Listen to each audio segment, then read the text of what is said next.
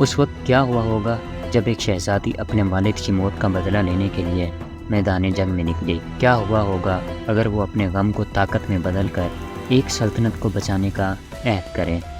اس لڑکی کا نام تھا علیسا، اور یہ وہ شہزادی تھی جس نے تاریخ کو اپنی بہادری اور عزم سے بدل ڈالا۔ آج ہم آپ کو بتائیں گے اس کی کہانی، وہ کہانی جو صرف ایک لڑکی کی نہیں بلکہ ایک سلطنت کی تقدیر بدلنے والی تھی۔ کیا آپ جانتے ہیں کہ القدس میں کئی صدیوں تک مردوں کی بجائے خواتین نے حکمرانی کی تھی، اور ایسا کیوں ہوا تھا؟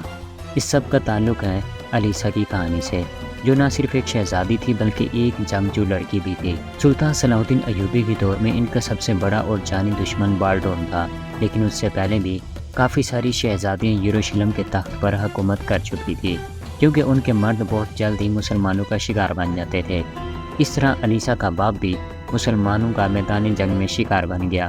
کچھ تاریخ دان یہ لکھتے ہیں کہ اس کا بھائی خونی برنارڈ بھی تخت نشین ہوا، لیکن وہ بھی بہت جلد ان کا شکار ہو گیا۔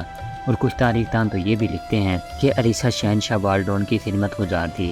اگر آپ اس حقیقت سے واقف ہیں تو اپنی قیمتی رائے کا اظہار کمنٹ سیکشن میں ضرور کیجیے گا۔ علیسا ایک نام جو تاریخ کے صفحات پر چمکتا ہے۔ وہ بازنطینی سلطنت کی شہزادی تھی، لیکن اس کی کہانی کچھ اور ہی تھی۔ ایک ایسی لڑکی جس کی تقدیر اسے یروشلم کے تخت تک لے آئی۔ علیسا کا بچپن ایک ایسے خاندان میں گزرا جس کا تعلق بازنطینی سلطنت سے تھا، مگر اس کی زندگی میں ایک پل ایسا آیا جب ہر چیز بدل گئی۔ علیسا کا والد قسطنطین اور کچھ مورخین بالڈون لکھتے ہیں ایک مشہور اور بہادر جنرل تھا، لیکن جب علیسا نوجوان تھی اس کے والد کو سلطان صلاح الدین ایوبی کی افواج نے میدان جنگ میں شکست دی اور وہ اپنی جان سے ہاتھ دھو بیٹھا۔ یہی وہ لمحہ تھا جب علیسا نے اپنی تقدیر بدلنے کا فیصلہ کیا۔ علیسا کی زندگی کے ابتدائی سال سلطنت کی شان و شوکت میں گزر گئے، مگر اس کے دل میں ایک ادھورا خیال تھا، اپنے والد کی موت کا بدلہ۔ اس نے بچپن سے ہی سیکھا تھا کہ طاقت کا اصل ماخذ خون ریزی میں نہیں بلکہ حکمت میں ہے، لیکن جب اس کا والد مارا گیا اس نے ثابت کیا کہ وہ صرف حکمت ہی نہیں بلکہ میدان جنگ میں بھی ناقابل شکست ہے۔ اس نے کافی عرصہ جنگی تربیت حاصل کی، وہ اکیلی 10 سپاہیوں کے برابر ہوتی تھی، اور اس نے ایک بہترین کماندار کی حیثیت سے کافی ساری جنگیں بھی لڑی۔ مسلمان اس وقت انتشار کا شکار تھے اور چھوٹی چھوٹی کمزور سلطنت پر حملہ کر کے بازنطینی ان پر قبضہ کرنے لگے۔ یروشلم میں پیدا ہونے والی علیسا کی زندگی ایک چیلنج بن گئی۔ جب اس کے والد کا قتل ہوا تو اس کے لیے یہ ثابت کرنا ضروری تھا کہ وہ نہ صرف ایک شہزادی ہے بلکہ ایک جنگجو بھی ہے۔ اس کے ذہن میں ایک سوال تھا کہ اگر کوئی شہزادی یا عورت حکمرانی کرے تو کیا وہ مردوں کی طرح طاقتور ہو سکتی ہے؟ اس سوال نے اسے مزید مضبوط بنایا۔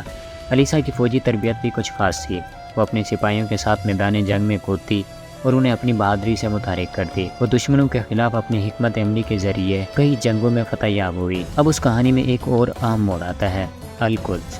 کیا آپ جانتے ہیں کہ القدس میں عموماً بازنطینی مردوں کی حکمرانی نہیں بلکہ خواتین کی حکمرانی رہی؟ کیوں؟